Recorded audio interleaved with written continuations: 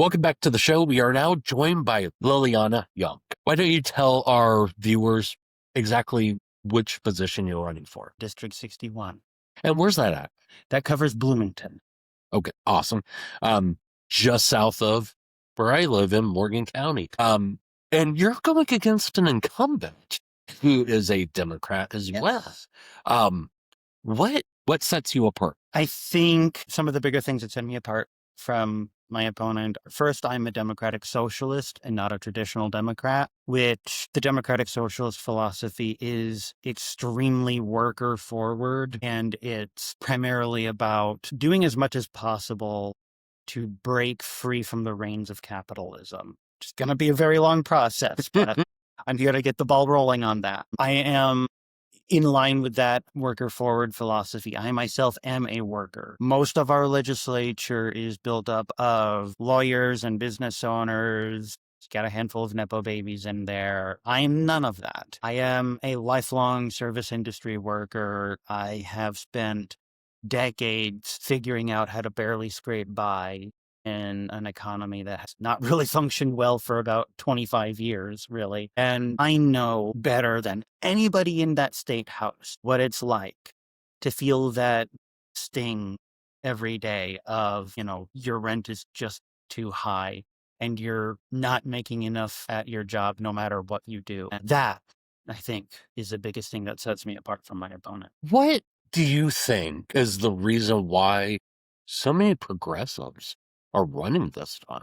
Because we have reached that point where we are seeing how bad things really can be when we are not involved and engaged. I've seen a problem for a very long time where a lot of people tend to sit out elections because they feel like their votes don't matter. They think, I just don't want to vote for the lesser of two evils. And I don't necessarily blame people for having these feelings, but the practical, actionable result of that is that we've spent a very long time giving a lot of ground to conservatives who don't care about the everyman. They don't care about families, really. They don't care about a functioning economy. They just want to do things to scrape together whatever little bits of money and power and prestige that they can for themselves before they call it a day. And because of that lack of engagement from good people for a long time, we've hit that breaking point now where we see just how badly the system really has broken down. And it's not going to get fixed unless people with very strong progressive sentiments and values get in there to those halls of power to make those changes. Are you seeing this? It is framed very much by some people as a left versus right issue or fight. Do you see it as left versus right, or do you see it top versus bottom? It's both, actually. Okay. What people misunderstand when they say it's not left versus right, it's top versus bottom, the primary problems that we're dealing with, things like billionaire interests and religious zealotry that's captured a lot of our government, these are inherently right-wing problems. And that's not to say that some of this hasn't bled over to, I would say, Democrats in some capacity. The Democrats aren't really a left-wing party. They're more center than anything. But the problems coming from the top also are over here on the right, far more than they will ever be on the left. So I think people need to understand that it's both. Yeah, it's left versus right, and it's top versus bottom. Who do you look up to politically? There's a few people that I look up to for different things. As far as who do I look up to for the general spirit that I want to hold on to, that would be four mothers, Marsha Johnson and Sylvia Rivera. I'm deeply proud to kind of have that legacy of those trans women to inherit and live up to. They were warriors.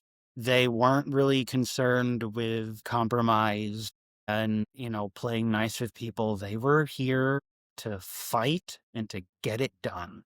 and they got a lot done in their day. And here today, as far as kind of how to conduct myself as a politician, a legislator, I really look up to Zoe Zephyr out of Montana. Now, Zoe and I don't necessarily agree on everything 100%, but she displays what I think is the most important thing that many Democrats just don't seem to fully understand is you always need to stand on your principles. Doesn't matter what it's about. You cannot get people on board with you if they don't believe that you're sincere. And I have seen through her work in Montana, which is a pretty conservative state, she has actually managed to move some of the Republicans in that state legislature to vote with her on some issues. And that's because she goes in there every day and no matter, whether it's a economic policy or hunting law or trans rights, she stands on her issue or on her principles every day, and through that has garnered some respect, even from people who ostensibly otherwise hate her guts. At times, that's all you need. I've always thought you can hate me, but no one's ever going to say that I did not stand up for what I really cared about. Exactly. What major issues will you make it your hill that you will die on before you move an inch? A little broadly speaking, is worker forward policy. So this includes higher wages and affordable and accessible housing and healthcare costs and access.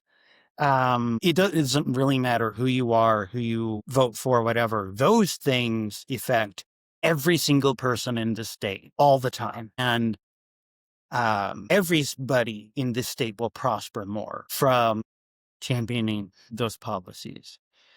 I'm also very willing to die on the hill that the Democrats have to start functioning as a dedicated obstruction party. We've seen from Republicans here in the state and federally and in other states for a long time, Republicans love doing this. They love banding together and doing everything they can to weaponize legislatures or executive branches or whatever to slow down their opponents. And Democrats are obsessed with taking the high road because they think that that's what you have to do. Now, I can understand, like, talking about standing on principle, taking the high road, I kind of understand, but you can stand on the principle of fighting for people while also being willing to what I would describe as being willing to fight or just, don't show up with your fists to a sword fight.